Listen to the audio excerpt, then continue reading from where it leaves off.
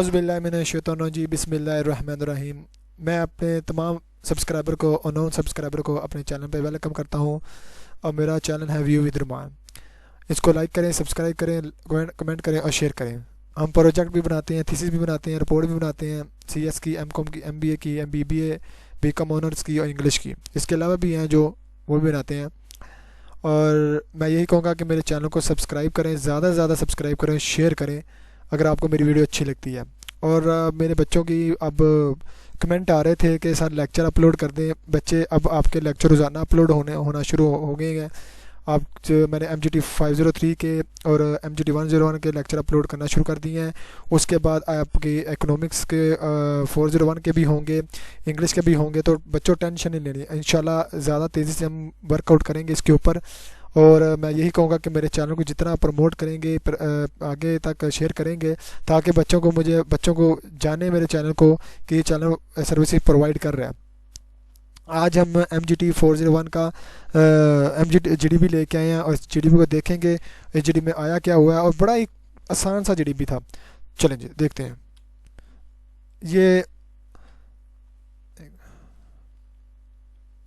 ये GDB था जी, assignment of GDB था, असाइनमेंट लिख दी है मैंने। तो 401 आपने GDB कर लेना इसका, ठीक है।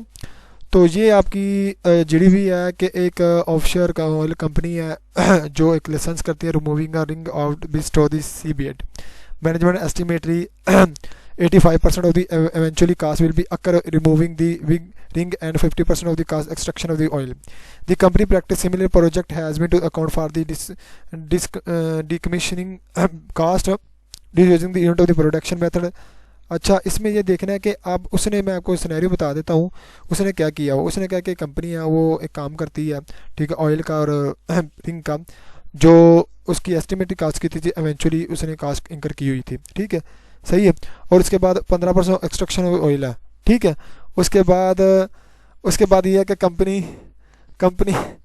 ये करती है कि उसके ऊपर उसने जो प्रैक्टिस उसके ऊपर लगाई हुई है, ऑलरेडी उसके सिमिलरली प्रैक्टिस उसके ऊपर लगी हुई है, उसे प्रोजेक्ट उसने इस तरह करके हैंडल करनी है डिमिनिशिंग कास्ट के मुताबिक और यूनिट ऑफ प्रोडक्शन के मुताबिक।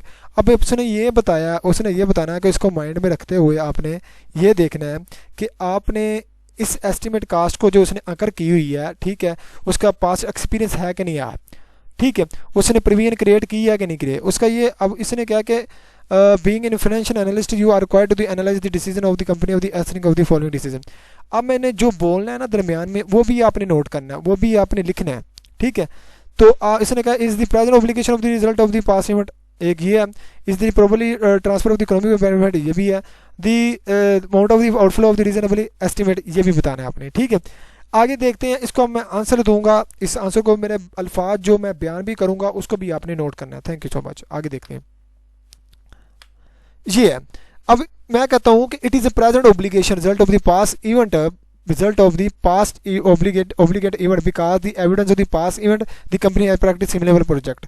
मतलब उसका मतलब है कि उसने पास्ट इवेंट में ये काम किया हुआ है, पास्ट इवेंट में उसने प्रीमियम क्रिएट की हुई है, ठीक है, उसने सिमिलर ये प्रोजेक्ट अंडरटेक किया हुआ है, ठीक है। मेरे ख्याल के मुताबिक ये प्रेजेंट ऑब्लिगेशन होनी चाहिए इसकी, ठीक है, कि उसने जो इस चीज़ को ओवरटेक किया हुआ है। आगे देखते हैं, मैं कहता हूँ it is probably that outcome of the resource of the embodies economic benefit. ये इकोनॉमिक बेनिफिट भी है हमारा, इसके आगे साथ लिख सकते हैं, ठीक है। इकोनॉमिक बेनिफिट कैसे हो सकता है, वो अगर इसको यूटिलाइजेशन करता है, इसको करता है रिंग को आगे सही करता है, जो फ्यूचर बेनिफिट आगे आपका हो सकता है, ठीक है, वैसे उसकी पेयर कर सकता है। आगे देता हूँ, yes it is amount of the outflow of the reasonable estimate because he has estimated that eventually cost will be occur. जो उसने 85% इवेंचुअली कास्ट इंकर की है उसके मुताबिक ये हो सकता है। तो इसका सिंपल यही आंसर था, इतना ज़्यादा आंसर नहीं था, ठीक है। तो आपने ये देखना है कि ये मेरे ख्याल के मुताबिक ये सारी